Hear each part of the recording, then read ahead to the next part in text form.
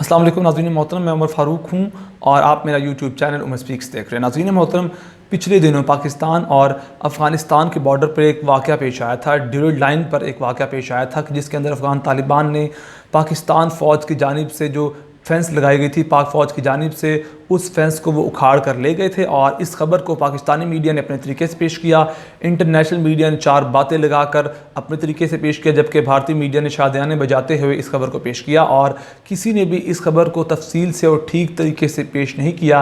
यानी कि पाकिस्तानी मीडिया की बात की जाए तो पाकिस्तानी मीडिया ने कहा कि अफ़गान तालिबान आए, बाढ़ उखाड़ी और चुप करके चले गए, पाक फ़ौज देखती रही। यानी कि इस तरीके से पाकिस्तानी मीडिया ने बताया। इंटरनेशनल मीडिया ने किसी हद तक इस बात को ठीक से बताया, लेकिन चार बातें बीच में ऐड की गई कि अब अफ़गान तालिबान की जानिब से वहाँ हेलीकॉप्टर भी लाए गए हैं, फ़िज़ाई निगरानी की जा रही है और आने वाले दिनों में हो सकता है अफ़गान तालिबान पाकिस्तान के जो ड्यूरैंड लाइन के पास इलाके हैं वहाँ हमला कर दे। यानी कि इंटरनेशनल मीडिया ने थोड़ा सच बताया, लेकिन उसमें चार बातें अपने से भी लगाईं। लेकिन अब जो हालात क्या हैं, असल वाक़या क्या है, क्या पाक फ़ौज ने कोई रिस्पॉन्ड किया, अफ़गान तालिबान वो कौन थे और क्या असल में बाढ़ उखाड़ी भी गई थी या कि मामला बढ़ा चढ़ा के पेश किया गया है, ये तमाम तर तफसीलात आपके साथ शेयर करेंगे। लेकिन उससे पहले मेरी आपसे रिक्वेस्ट है कि अगर आपने मेरे चैनल को सब्सक्राइब नहीं किया तो प्लीज़ मेरे चैनल को सब्सक्राइब कर लीजिए, बेल आइकन पर क्लिक कीजिए और वीडियो को ज़्यादा से ज़्यादा शेयर कीजिए।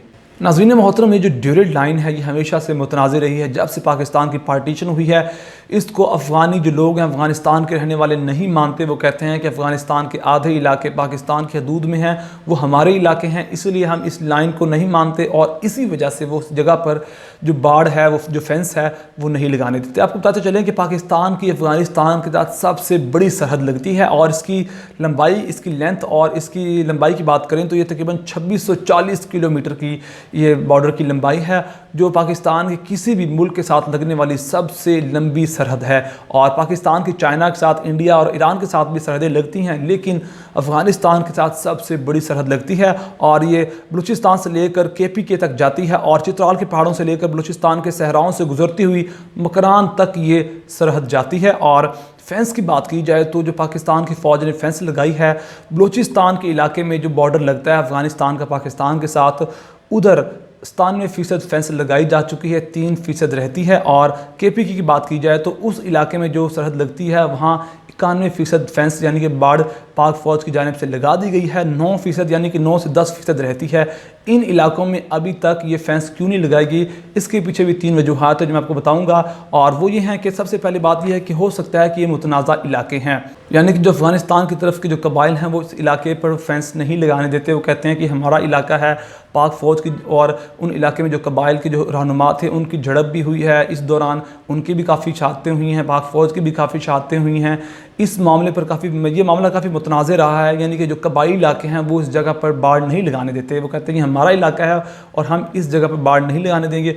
और जो दूसरी बड़ी बात है वो ये है कि मुश्किल गुज़रगाहें हैं, दुश्वार गुज़रगाहें, यानी कि वहाँ आप जाकर आसानी से बाढ़ नहीं लगा सकते। और अगर बाढ़ लगाना भी चाहते हैं, फेंस लगाना भी चाहते हैं, तो वहाँ आपको मशीनरी की ज़रूरत होगी, टेक्निकल हेल्प की ज़रूरत होगी और उस जगह पर मशीनरी ले जाना कोई आसान काम नहीं है, इसलिए वहाँ काम स्लो है। और जो तीसरी बड़ी वजह है वो यह है कि वो इलाके अव्वलीन तरजीहात में शामिल नहीं थे। ये 3 वजूहात हो सकती हैं। पहली ये कि मुतनाज़ा इलाका था, दूसरी ये कि वो मुश्किल गुज़रगाहें थीं, दुश्वार गुज़रगाहें थीं, वहाँ टेक्निकल हेल्प की ज़रूरत है, और तीसरी बात यह है कि वो अव्वलीन तरजीहात में शामिल नहीं थी, यानी कि जो इंपॉर्टेंट इलाके थे जहाँ से बहुत ज़्यादा अफ़गानिस्तान की तरफ से दरअंदाज़ी होती थी, जहाँ से बहुत ज़्यादा दहशतगर्द, इंतहा पसंद और तख़रीबकार पाकिस्तान की सरहद में दाखिल होकर तख़रीब काराना कार्रवाइयाँ करते थे, उन इलाकों को सबसे पहले कवर किया गया। और ये 3 अहम तरीन वजूहात थी जिसकी वजह से इन इलाकों पर बाढ़ नहीं लगाई गई।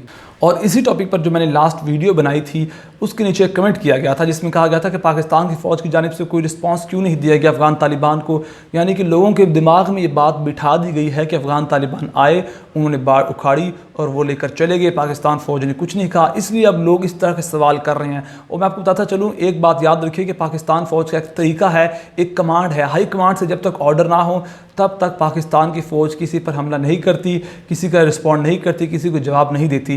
तो इसीलिए अब जो मामलात हैं वो इस तरह नहीं है कि जिस तरह बयान किए गए हैं। और अहम तरीन बात यह है कि कोई पहला वाक़या नहीं है और ये भी कि ये कोई आखिरी वाक़या नहीं होगा।